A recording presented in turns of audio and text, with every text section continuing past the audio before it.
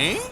그러니까 대체 누가 누구와 닮았다는 거예요, 허준 변호사님? 사랑하면 닮는다고 하잖아요. 어허. 아내와 남편이 닮았다는 것은 아유 금슬 좋은 부부구나 이렇게 생각할 네네. 법한데 이게 바로 30대 아내의 고민 사연 이유기도 합니다.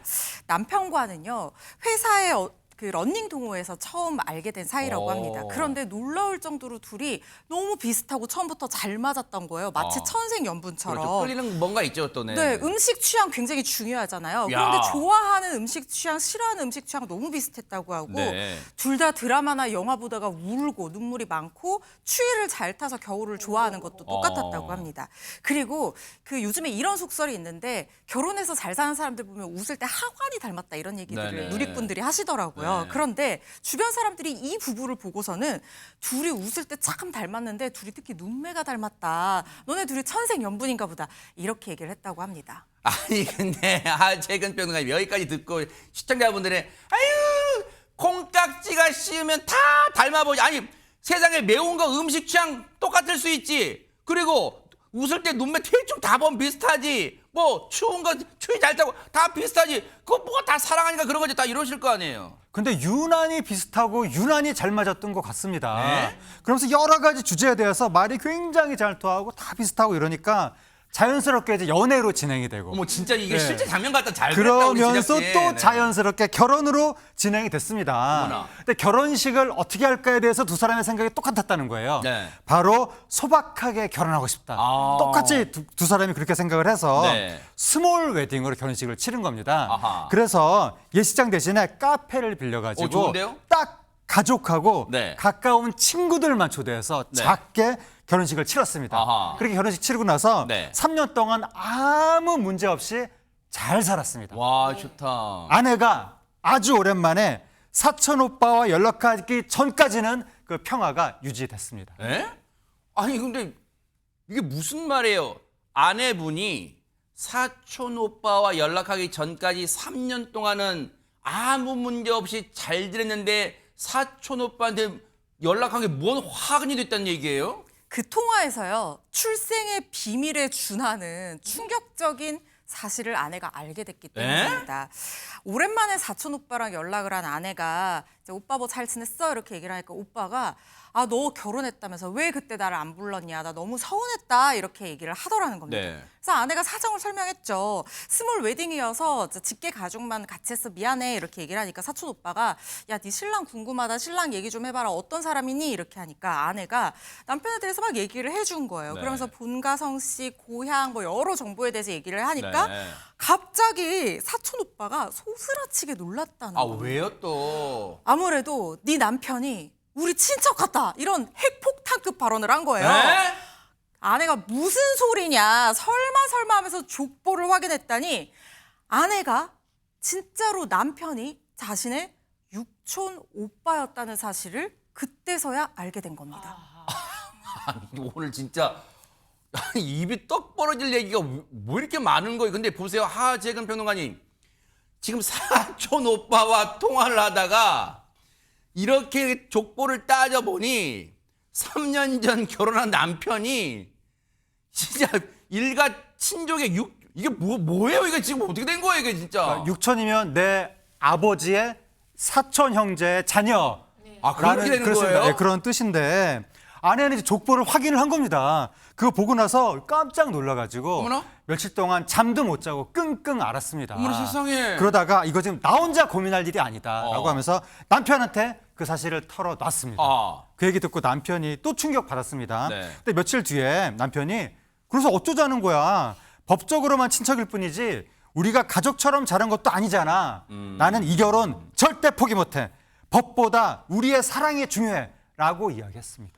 아니 근데 뭐 남편분 마음도 충분히 이해는 돼요. 뭐 일리가 있다는 표현보다는 이해는 되는데 그리고 일단 벌써 결혼한 지 3년쯤 지난 시점이잖아요. 근데 최진봉 교수님 혹시 이제 아직까지는 그 통화한 사촌 오빠 정도만 알고 있지 주변 사람들 아직은 모르는 것 같아요. 근데 이거 어떻게 되는 거예요, 그러면? 그러니까 남편이 이렇게 얘기는 했지만 아내는 계속 혼란스러울 수밖에 없잖아요. 그러겠죠. 그렇게 되면 이제 이건 친족의 문제니까. 왜냐면 사회 통념 같은 게 있잖아요. 그렇죠. 친족의 문제니까 부모님께 얘기 안 할 수가 없잖아요. 아하. 부모님께 또 얘기를 한 거예요. 상담을 한 거죠. 이런 상태인데 어떻게 해야 됩니까? 라고 했더니 부모님이 크게 놀라셨다고 그러면 당연히 놀랄 수밖에 없죠. 그렇죠. 그런 관계를 모르고서 결혼을 했으니까요. 근데 그래서 부모님이 뭐라고 그러냐면 이건 법적으로 안 되는 일이고 지금 현행 민법에는 8촌까지는 결혼 못하게 돼 있거든요. 물론 뭐 예외가 있긴 합니다만 남들이 보기에도 이상한 관계지 않겠냐 이렇게 얘기를 하면서 네. 혼인을 다시 되돌려야 된다. 아유. 이렇게 얘기를 하셨다고 합니다. 아하. 아니 그렇다면 지금 보세요. 이거 쉽지 않은 문제예요. 이 아내분의 최종 고민은 뭘까요, 최진봉 교수님? 일단 이 아내분의 고민은 이미 3년이나 부부로 함께 살았잖아요. 그런 상황이기 때문에 이제 와서 이 관계를 어떻게 할지 막막하다는 겁니다. 대체 어떻게 하는 것이 바람직할까요? 라고 하는 게 고민입니다. 아니 아내분의 고민이 지금 저희들과 시청자분들의 고민 공통된 고민일 거예요. 아니 이게 드라마 영화에서나 있을 줄 알았는데 박성배 배우님 이거 진짜로 이런 일이 생기면 어떻게 해야 되는 거예요? 요즘처럼 친척 간 왕래가 드문 경우에는 육촌 관계라도 모르는 경우가 많고 친척들을 대거 부르지 않는 스몰 웨딩을 할 때는 육촌 간에도 혼인을 할 수 있습니다. 그렇지만 통상은 친족 간의 결혼, 특히 혈족 간의 혼인은 결혼을 준비하는 과정에서 대부분 인지하게 되고 이 사연처럼 결혼 후 살다가 뒤늦게 알게 되는 경우는 극히 드물다고 할 수 있습니다.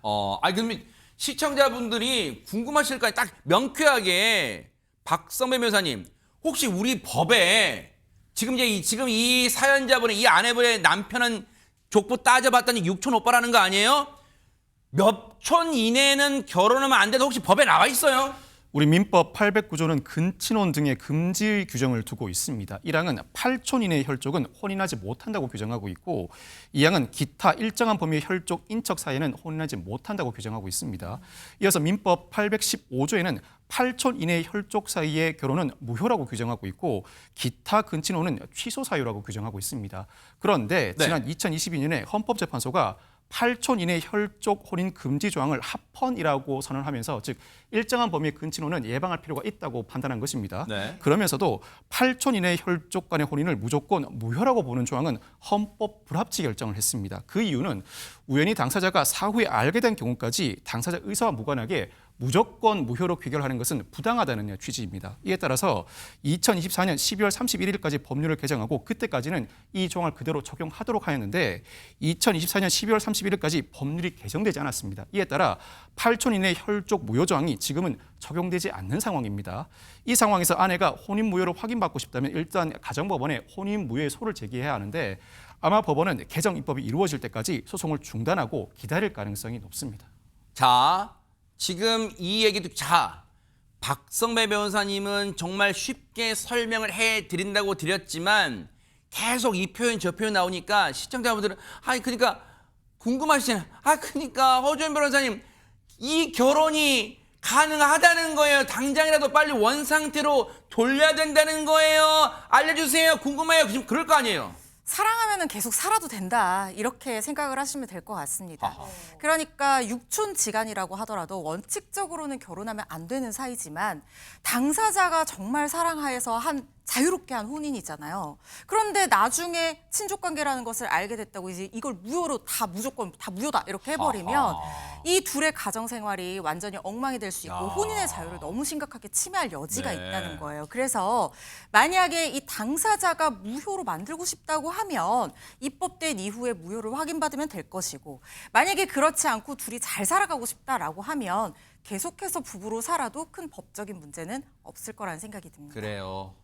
일단 법도 허용하고 있어요. 그러니까 중요한 건 주변에 아직은 조금 더 꺼림칙한 게 할 수 있어요. 주변의 시선일 거 아니에요. 왜냐하면 뭐 사회 통념상 오래 정말 내려온 사회 통념이라는 게 있기 때문에 껄끄러울 수는 있지만 잘 설명하고 또 행복하게 사는 모습 보여준다면 그런 어떤 비뚤어진 시선, 뭔가 그런 껄끄러운 시선도 이겨낼 수 있지 않을까 부부의 사랑으로 그런 생각 해봅니다.